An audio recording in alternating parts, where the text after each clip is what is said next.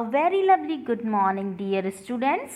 Today we are going to study chapter 6 of EVS. The name of the chapter is Every Drop Counts. So, every drop counts, इसका क्या मतलब हुआ? इसका मतलब तो ये है हर बूंद मायने रखती है। मतलब वाटर का हर एक ड्रॉप बहुत कीमती होता है। तो क्या हम वाटर की हर एक ड्रॉप का सही इस्तेमाल करते हैं, सही यूज़ करते हैं वाटर की हर एक ड्रॉप का, हर एक बूंद का? हम वाटर को अपने घर पर सही इसे इस्तेमाल करते हैं, वेस्ट नहीं करते हैं। So now here some points how can we save water in our daily life. अब हम यहाँ पर कुछ पॉइंट्स पढ़ेंगे जिनसे हम जानेंगे कि हम अपनी डेली लाइफ में वाटर को कैसे कैसे करके सेव कर सकते हैं।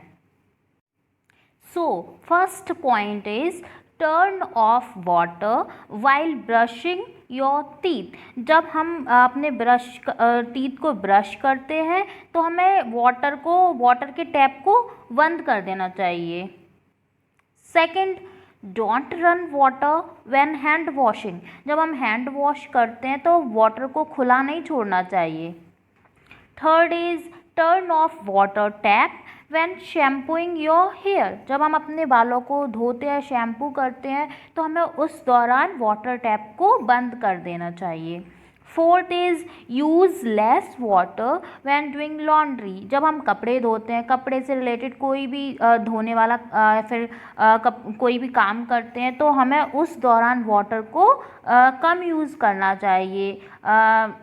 Fifth is don't keep the tap running while washing clothes utensils. जब हम बर्तन धोते हैं, कपड़े धोते हैं तो हमें टैप को खुला नहीं छोड़ना चाहिए। हमें जितना वाटर यूजेबल है, जितना वाटर चाहिए उतना फिल करना चाहिए बकेट में या फिर किसी कंटेनर में और टैप को बंद कर देना चाहिए। So these are the some points जिससे हम अपने घर पे डेली लाइफ में वाटर को थोड़ा थोड़ा करके सेव कर सकते हैं। क्या हम इन सारे पॉइंट्स को अपने घर पे फॉलो करते हैं? हाँ, अपने घर पर मे बी हम में से बहुत कम लोग होंगे जो वाटर को अच्छे से इस्तेमाल करते हैं, बट काफ़ी सारे लोग वाटर को वेस्ट ही करते हैं क्योंकि हमें वाटर की वैल्यू पता ही नहीं है। हमें हर एक बूंद की कीमत पता ही नहीं है क्योंकि हमें वाटर ईजीली मिल जाता है। जब कभी हमारे घर पे वाटर की प्रॉब्लम आ जाती है, गर्मियों में सबसे ज़्यादा आती है, तब हमें वाटर की वैल्यू पता चलती है, तब हम थोड़ा बहुत सेव करते हैं। बाकी जब हमें वाटर बहुत ईजीली मिल जाता है तो हम वाटर की वैल्यू को समझते ही नहीं हैं। So water is very precious. हमें वाटर को वेस्ट नहीं करना चाहिए। Without water life is impossible. पानी के बिना लाइफ को सोचना इम्पॉसिबल है।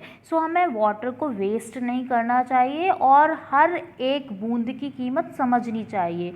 जैसा कि इस चैप्टर का नेम है एवरी ड्रॉप काउंट्स, तो हमें हर एक ड्रॉप की कीमत समझनी चाहिए। Now we will begin the chapter. So every drop counts. Now here long ago. This is a picture of Ghatsi Sar. Sar means a lake. King Ghatsi of Jaisalmer got its made 650 years ago with the help of the people. All around the lake there are ghats with steps leading to the water, decorated verandas, large halls, rooms and much more. People came here to celebrate festivals and for programs of music and dance. Children came to study in the school on the ghat. The talab belonged to everyone and everyone took care to keep it clean. So here आपको ये जो picture नज़र आ रही है, this is the picture of Gadsisar सार। सार means lake होता है। घटसी सार झील की एक तस्वीर है ये। सार का मतलब जैसा कि मैंने आपको बताया झील या फिर तालाब। घटसी के राजा घटसी के राजा ने इस झील को 650 साल पहले अपने लोगों के द्वारा बनवाया था। जैसलमेर कहाँ है? जैसलमेर हमारे राजस्थान स्टेट में है। जैसलमेर झील के आसपास कई सारे घाट हैं जहाँ कई सारी सीढ़ियाँ हैं झील तक उतरने के लिए, और झील के ही आसपास सजाए हुए बरामदे हैं, बड़े बड़े हॉल्स हैं और रूम्स बनाए गए थे। यहाँ पर लोग आया करते थे त्योहार मनाने, म्यूज़िक और डांस के प्रोग्राम करने के लिए। यहाँ के जो बच्चे हुआ करते थे वो उसके आसपास जो स्कूल बने हुए होते थे घाट के आसपास, उनमें पढ़ने आया करते थे। ये तालाब सबके लिए बनाया गया था और गांव का हर एक आदमी इस तालाब की साफ सफाई का ध्यान रखा करता था। So this is the Gadsisar lake. Now, rainwater collected in this lake spread over many miles.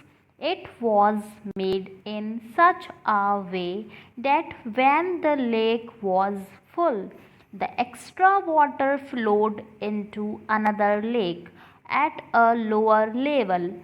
When that too filled up, the extra water flowed into the next lake. This way, all 9 lakes filled up. This rainwater could be used throughout the year. इस झील की एक speciality थी और वो यह कि इस झील में बारिश का पानी जमा हुआ करता था। ये झील कुछ इस तरीके से बनाया गया था कि जब बारिश के पानी से झील एकदम भर जाती थी तब झील का पानी बहकर एक दूसरी जगह पर जा पहुंचता था। वहाँ पर भी एक झील बनाया गया था। फिर जब वहाँ का भी वहाँ के पानी से भी झील भर जाया करती थी तो वहाँ का पानी भी बहकर एक दूसरी झील में चला जाता था। तो इस तरह से पूरे 9 झील भर जाया करते थे और इसी तरह बारिश के पानी को जमा करके जैसलमेर के लोग साल भर इस पानी को इस्तेमाल किया करते थे। Today, Ghatsisar is no more in use. Many new buildings and colonies have come up in between those 9 lakes. Now the water does not get collected in these lakes. Rainwater just flows away and is wasted. आजकल घटसीसार के पानी को इस तरीके से इस्तेमाल तो नहीं किया जाता। इन 9 झीलों के बीच में आजकल आज के दिन में कई सारे बड़े बड़े बिल्डिंग्स और कॉलोनीज़ बन गई हैं। अब बारिश का पानी उन झीलों में उतना ज़्यादा जमा नहीं होता और बारिश का पानी अक्सर बहकर वेस्ट हो जाता है। आप इस पिक्चर में देख सकते हो कि ये जो घटसीसार लेक है ये है 9 झील। मीन्स जैसे कि एक झील में वाटर फुल हो जाता है तो वो बहकर दूसरी झील में चला जाता है। जब दूसरी झील में वो फुल हो जाता है तो वो तीसरी में चला जाता है, फिर चौथी में। इस टाइप से वो 9 झीलों में चला जाता है और वो इस वाटर को जो लोग हैं वो पूरे साल throughout the year use करते हैं।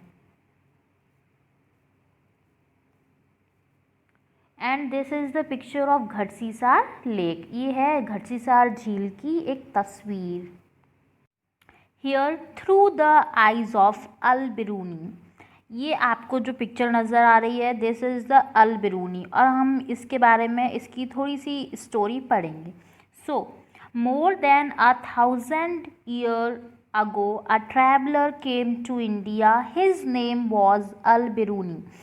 The place that he came from is now called Uzbekistan. Al-Biruni carefully observed and noted down the details of all that he saw.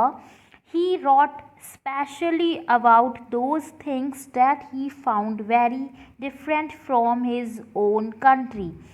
Here is a part of what he wrote about the ponds of that time.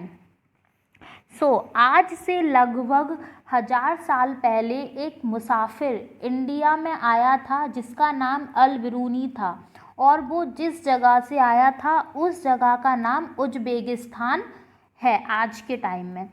अल बिरूनी ने जो जो हमारे देश में आके देखा था उसने अच्छे से एक बुक में लिखा। अल बिरूनी को हमारे देश में आके जो जो चीज़ें एकदम अलग लगी, जो उसके देश में नहीं देखी थी, उसने उन चीज़ों को एक बुक में लिखा, और अब हम पढ़ने जा रहे हैं कि अल बिरूनी ने क्या लिखा था। The people here are very skilled at making ponds. My countrymen would be surprised to see them. They pile up huge rocks and join them with iron rods to build chabutras, raised platforms all around the lake. Between these there are rows of long staircases going up and down. The steps for going up and coming down are separate, so there is less crowding. अल बिरूनी लिखते हैं कि उस देश के लोग बहुत ही माहिर हैं तालाब बनाने में, और मेरे देश के लोग इनकी कला को देखकर बहुत ही सरप्राइज हो जाएंगे। ये लोग बड़े बड़े पत्थरों को जोड़कर आयरन रॉड के ऊपर चबूतरा बनाते हैं, और ये लोग जब सीढ़ियाँ बनाते हैं तो उसको इस तरीके से बनाते हैं कि ऊपर जाने वाली सीढ़ियाँ और नीचे आने वाली सीढ़ियाँ अलग अलग हो, ताकि जिससे भीड़ कम हो उस तालाब के आसपास। Today when we study history, अगर आज हम हिस्ट्री पढ़ते हैं, we can learn a lot about those days. हम उन दिनों के बारे में बहुत सारी चीज़ें पढ़ते हैं from the writing of Al Biruni, जो कि अल बिरूनी ने अपनी बुक में लिखा था। This stamp came out in 1973, 1000 years after his birth. और अल बिरूनी ने ये सारी चीज़ें अपनी बुक में लिखी थी। Observe and find out. So, look at the area around your school. Are there any fields, farms, pakka roads, drains, etc.? Is the area sloping, rocky or flat? Think what will happen here when it rains. Where will the rain water go? Into the drains, pipes or pits? Is some water also getting soaked into the soil? आप भी अपने school और घर के आसपास के area को अच्छे से देखिए। उसके आसपास नाली है, पक्का रोड है, और या फिर क्या क्या है। क्या घर के आसपास का एरिया स्लोपी है, मतलब ऊपर से नीचे ढलान की तरह है, रॉकी है, पथरीला है, या फिर फ्लैट है, एकदम स्ट्रेट है। सोचिए कि जब बारिश होती है तो उस बारिश के पानी का क्या होता है। बारिश का पानी कहाँ जाता है, नाली में, पाइप में, या फिर गड्ढों में। तो अक्सर हम देखते हैं हमारे शहरों में जब भी बारिश होती है तो बारिश का पानी ऐसे रास्तों में जम जाता है, और अक्सर कई सारा पानी नालियों में बहकर वेस्ट हो जाता है। तो फिर कुछ पानी मिट्टी में रिस जाता है और एकदम ज़मीन के नीचे चला जाता है, जैसे कि कोई स्पंज पानी को सोखता है, जैसे कि जिस पानी को हम अंडरग्राउंड वाटर भी बोलते हैं। वैसे ही मिट्टी भी पानी को सोख लेती है और ये पानी चला जाता है मिट्टी के नीचे, जिसे हम कहते हैं अंडरग्राउंड वाटर। वही वाटर जो हमें कुएं से बाल्टी डालकर हम निकालते हैं, जो हम बोरिंग के थ्रू हमें मिलता है, उस वाटर को हम क्या बोलते हैं, अंडरग्राउंड वाटर बोलते हैं। सो हियर जैसे कि आपको नज़र आ रहा है बारिश हो रही है, रोड पे बहुत सारा जो वाटर है वो जमा हो गया है, फिर वो वाटर जो है वो नालियों में चला गया है, और यहाँ पर फिर आपको नज़र आ रहा है कि ये जो नाली का वाटर या फिर जो रोड का है वो इकट्ठा होकर वो एक जगह से वो ज़मीन में चला जाता है तो हम उसको उस वाले वाटर को क्या बोलते हैं, हम वो वाटर अंडरग्राउंड वाटर कहलाता है। नाउ ड्रॉप बाय ड्रॉप, बूंद बूंद से। Besides Jaisalmer, many places in Rajasthan get very little rainfall. Here it rains for only a few days in the entire year. Sometimes not even that much. The rivers here do not have water all around the year. And yet most of the villages in these areas did not have a shortage of water. People knew that every drop of water was precious. Lakes and johars were made to collect water. Water was everyone's need. One and all came together in this work, be it a businessman or a laborer. Some water from the lakes soaked into the ground and reached the wells and babdis, step wells. The soil of the area also became wet and fertile. Jaisalmer के अलावा राजस्थान के कई district ऐसे हैं जहाँ पर बारिश बहुत कम होती है। राजस्थान की नदियों में भी पानी पूरे साल भर नहीं रहता, फिर भी राजस्थान के गाँव में कभी भी पानी की कमी महसूस नहीं होती है, क्योंकि लोगों को पानी की कीमत पता है और पानी की एक एक बूंद कीमती होती है, ये उन्हें पता है। झील और जोहड़ बनाए जाते हैं राजस्थान में बारिश के पानी को जमा करने के लिए। जोहड़ का मतलब होता है इंसानों द्वारा बनाए गए तालाब को जोहड़ कहा जाता है। इस तरीके के जोहड़ बनाने में गांव का हर एक इंसान मदद किया करता था, चाहे वो व्यापारी हो या लेबरर हो। और इसी तरीके के झील का पानी मिट्टी में रिस कर गाँव में चला जाया करता था। वही पानी जो हम बैल से निकालते हैं, कुओं से निकालते हैं, वेल मीन्स कुआं, और बाबड़ी से निकालते हैं। बाबड़ी क्या होती है? ये बाबड़ी एक तरीके का बैल ही होता है, जिसे हम इंग्लिश में बोलते हैं स्टेप बेल्स। अब ये ये आपको यहाँ नज़र आ रहा है कि ये जो बैल है, ये जिससे हम बकेट डालते हैं, रस्सी के द्वारा बाल्टी में पानी भरकर निकाल लेते हैं। अब ये जो स्टेप बेल होती हैं वो क्या होती है? And that is the step well. Step well means जिस कुएं में स्टेप्स सीढ़ियाँ होती हैं नीचे जाने के लिए, ऊपर वापस आने के लिए। नीचे जाकर हम सीढ़ियों से पानी भर सकते हैं और फिर वापस सीढ़ियों से ऊपर आ सकते हैं, तो उस बाबड़ी कहा जाता है, जिसको हम इंग्लिश में स्टेप बेल्स कहते हैं। So this is the step well and this is the bell.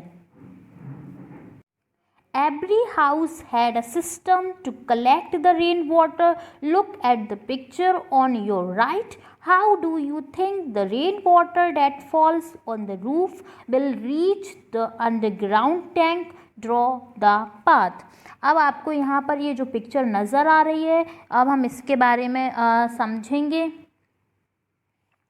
Rajasthan के कई घरों में इस तरीके के सिस्टम आपको देखने को मिलेंगे, जहाँ पर बारिश के पानी को छत पे जमा किया जाता है और फिर जमा किया हुआ पानी पाइप के थ्रू एक टैंक में जमा करके रखा जाता है। और इसी तरह बारिश का सीज़न ख़त्म हो जाने के बाद गर्मी के मौसम में, सर्दी के मौसम में यहाँ के जो लोग होते हैं वो पानी की कमी महसूस नहीं करते। उस वाटर को वो थ्रू आउट द ईयर पूरी साल तक यूज़ करते हैं, जिसको हम बोलते हैं, इस प्रोसेस को रेन वाटर हार्वेस्टिंग कहा जाता है। The water from the roofs goes from the pipes. और जो जैसे कि आपको यहाँ नज़र आ रहा है कि वाटर को सबसे पहले तो अच्छे से जमा कर लिया है छत पर, उसके बाद ये जो वाटर है उसको पाइप के थ्रू किसी भी टैंक में भर लिया जाता है और उसको वो इस तरीके से यूज़ करते हैं बाद में जब वाटर की कमी आती है उस जगह पर। तो इस वाली प्रोसेस को हम बोलते हैं रेन वाटर हार्वेस्टिंग, बारिश के पानी को जमा करना। ये ज़्यादातर राजस्थान के गाँवों में। So here the chapter 6 every drop counts का फर्स्ट पार्ट